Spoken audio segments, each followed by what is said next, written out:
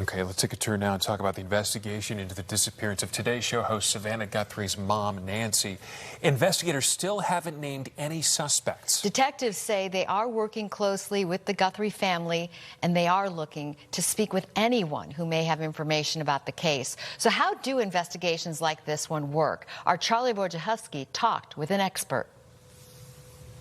In the moments after Nancy Guthrie was reported missing, investigations into her disappearance likely started on at least 3 fronts. They're going to be looking for prints. They're going to be looking for any kind of hair samples, anything that they can actually trace it to a human being. But as retired criminologist Alex Del Carmen, who has not been briefed on this case, explains, digital forensics teams would also have turned to cell phone towers around Guthrie's Tucson home, looking for signals that were not usually there. There's the digital forensics part, which means that they're going to be looking for a cell phone, traces of cell phone usage, who was pinging where, what tower in the past, say, 20, 30 minutes after and before the incident took place. The third direction in any missing persons case, Del Carmen says, is to talk to the people who knew the victim.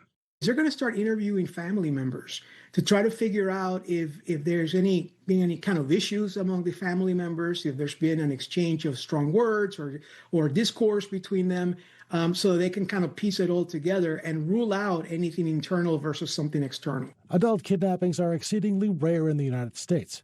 The FBI says it doesn't track precise statistics, but it estimates that of the 60,000 to 80,000 people over the age of 21 reported missing or endangered every year, only 300 to 400 turn out to be actual kidnappings. And Del Carmen says in kidnapping cases like these, investigators are often working against the clock. The more time that passes, especially somebody who is elderly, as it is the case here, somebody that depends on medical assistance in order to be able to get through the day, it becomes harder and harder to maintain that person alive.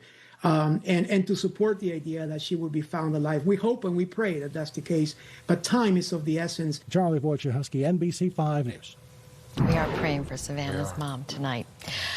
NBC 5 investigates now a promised reshaping of the nation's immigration enforcement agency, its tactics being used primarily in the Midwest and manpower in Minneapolis. Our investigative reporter Chuck Goudie joining us with late details from our NBC Chicago newsroom tonight. Chuck? Stephen, Allison, 700 ICE agents now being immediately redeployed from Minneapolis, and tonight agency officials are not saying whether they will come back to Chicago or where they might go. But when it comes to immigration enforcement, the tone and marching orders come from the top. President Trump, he told NBC News today that he gave the command to cut back ICE agents in Minneapolis, and now the president says perhaps a softer touch is warranted. Crime in all cities is down. And you know why it's down? It's down because of us. It's down in Chicago by 25%, despite the fact that we are always dealing with these people, and they happen to be Democrats. Right. Speaking of that don't know anything about crime prevention. In this exclusive interview today with NBC's Tom Llamas, President Trump repeating a favorite charge against Chicago leaders, but he's actually now understating the crime reduction here. Last year, murders down 29% and about a 35% drop in shootings and robberies.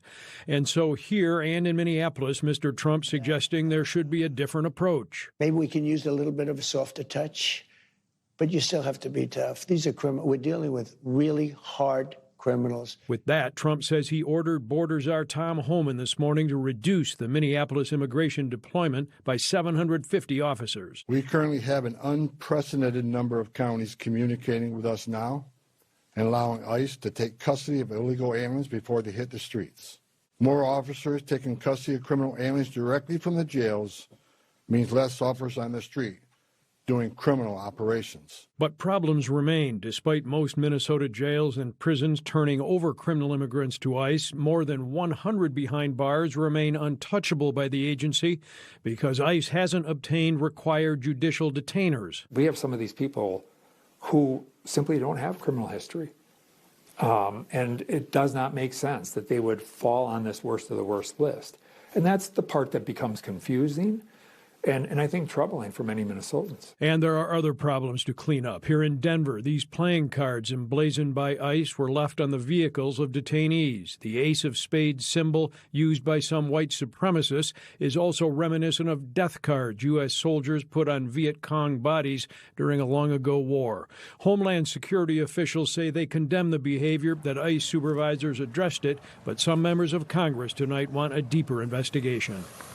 Border Czar Tom Homan tonight says he and President Trump have a goal of removing all 2,300 remaining ICE agents from Minneapolis and ending the surge there, an operation that DHS has just revealed has yielded 4,000 arrests. They wouldn't say how many had criminal pending charges. Allison?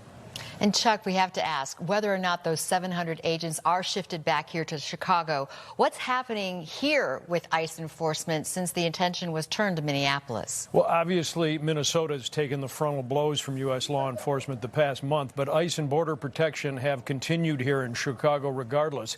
Not with controversial random street sweeps, rather with so-called targeted arrests, as we've heard the past few days, of criminal immigrants.